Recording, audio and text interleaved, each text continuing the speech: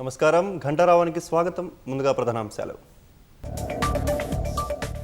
ఈ నెల 9న Telangana vision document విడుదల.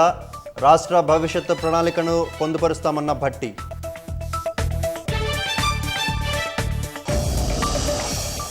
రియల్ ఎస్టేట్ కోసమే Congress HILT policy తెచ్చిందన్న BJP.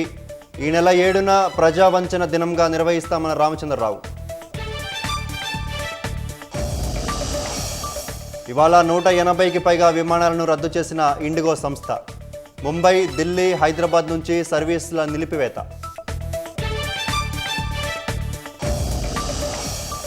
Chennai AVM స్టూడియోలో నిర్మాత శరవణన్ అంత్యక్రియలు.